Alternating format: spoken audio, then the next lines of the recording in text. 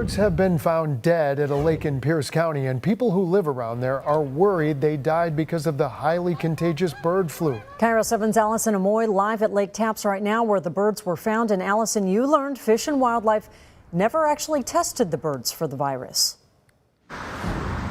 That's exactly right. Residents here say they have very limited information about those dead birds. What they do know is simply what they've been sharing with each other on Facebook social media groups. These community groups is where they've been sharing all this information. And that's why they've been reaching out to us here at KIRO 7. They wanted to know why those birds were not tested and what the protocol is when there's suspected cases of bird flu. We have an incredible variety of waterfowl. For the past 10 years, Jeff Lincoln has loved to watch the migratory birds fly in every fall, especially scenes like this one, captured by his friend, a resident photographer.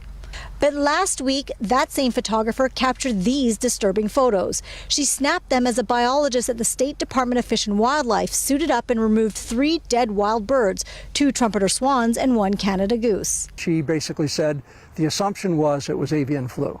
That conclusion came because all 3 birds exhibited similar symptoms and died within days in proximity of one another.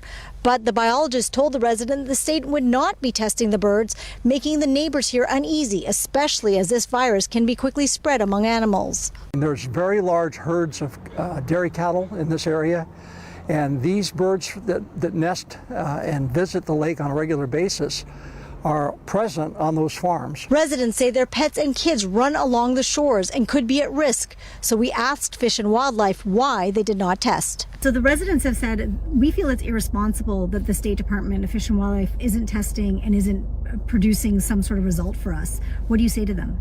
Yeah, I think that's a very valid concern and a very valid statement. But I think, too, that they need to be aware that it's not that we're not testing, we're monitoring the situation. So if there's 10 to 15 sick or dead birds within a short period of time, then we will test to confirm that it is, in fact, avian influenza, at least at the beginning of that outbreak. Unfortunately, we don't have the capacity to test every single sick or dead wild bird on our landscape.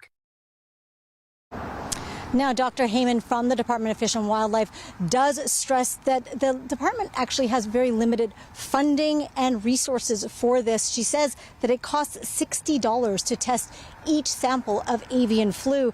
But she also acknowledges that this virus is very present, and she's encouraging anybody who sees any sick birds to report them immediately.